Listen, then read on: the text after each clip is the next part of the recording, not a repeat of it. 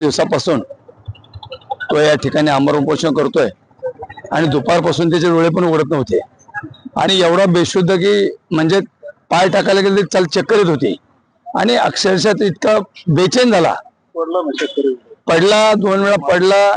आणि सगळ्यात महत्वाची गोष्ट त्यांनी काय केलं म्हणजे स्वतःहून त्याला असं वाटलं की मला ऍडमिट, म्हणजे तेवढा परेशान झालाय.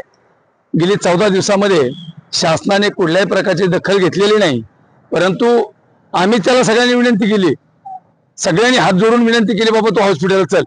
म्हणजे वास्तविक जर बघितलं तर सरकार याच्यात म्हणजे 100% की त्याच्या कुटुंबावर अन्याय करतंय, याच्यात कुठल्या प्रकारचा डाऊट नाही.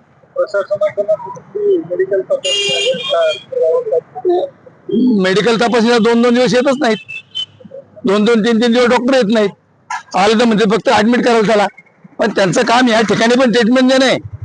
जर एखादा माणूस उपोषण करतोय तर त्यांचं काम आहे ट्रीटमेंट देणे यांना इथं, परंतु त्या सुद्धा डॉक्टर लोकांनी जी पाहिजे ती ट्रीटमेंट केली नाही.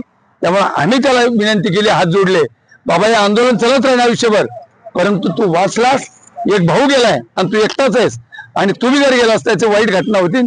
त्यामुळे त्याला विनंती करून आता हॉस्पिटलला पाठवलंय, आता त्याला ऍडमिट करणार. नाही, 21 तारखेला मोर्चा आहे. 21 तारखेच्या मोर्चामध्ये बीड जिल्ह्यात नाही महाराष्ट्रातले लोक येणार आहेत.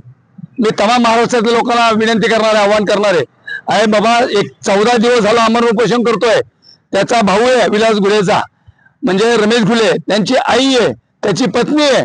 एका कुटुंबामधले 4-3 माणसं जर आमरण उपोषण करत असले, या शासनाला आठवण कधी येणार हा आमचा प्रश्न आहे.